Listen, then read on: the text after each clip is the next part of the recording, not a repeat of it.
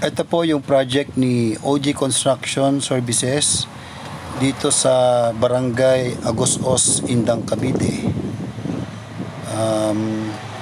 Ito po ay 2-story house na itatayo dito.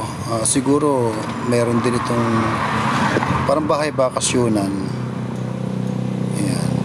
Sa ngayon kasi ay nililayout nila itong lugar para sa mga pundasyon na huhukayin. Yan. Medyo masukal pa yung lugar, pero hindi na kasing sukal nung nakaraan kasi nagputol dito ng puno ng mangga. Ayan yung mga pinagputulan, at yung mga dahon sinunog na nila dito. Ayan. Nagsisimula na po sila rito na mag-layout para sa hukaying pundasyon. Ayan yung mga pansi, mga bakal, yung mga tubo na nilalatag dito. Medyo konti pa lang yung tao rito kasi nga maghuhukay pa lang naman sila. Okay. Ayun, after 1 week, eto na, may mga hukay na. 21 hukay ito. Kulang na lang dito ay yung hukay para sa dugtungan ng mga poste. Ayan. Ayan, medyo marami-rami itong hukay. At isang linggo rin nila itong hinukay, itong 21 na ito. Bali, ang sukat ng hukay nito merong 1.3 by 1.3. Ang lalim niya ay 1.5 meters. Ayan.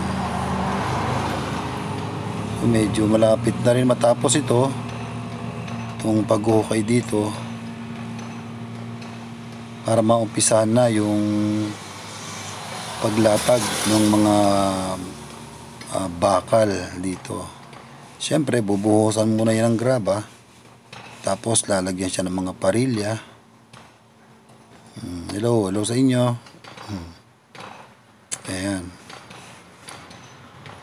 Sisimulan ko yung vlog dito simula sa umpisa ng paggawa ng bahay na ito, simula sa pundasyon hanggang sa matapos, ay ibablog natin ito para kung gustong magpagawa nung iba na makakakita nito, mag-PM lang po. Dito sa lugar na ito ay marami ang resorts dito sa Mindang. Siguro yung itatayo dito, magpapagawa din siguro ito ng swimming pool para sa gagawing resort. Pero hindi pa namin alam kung o itutuloy yung paggawa ng swimming pool dito. Ayan po yung mga hukay. Inikutan ko po yan para makita po ng buo. Okay, kung sino man pong gustong magpagawa, message lang po. Makikita po ninyo mula umpisa hanggang matapos ay ibablog ko po ito. Okay po, alam na.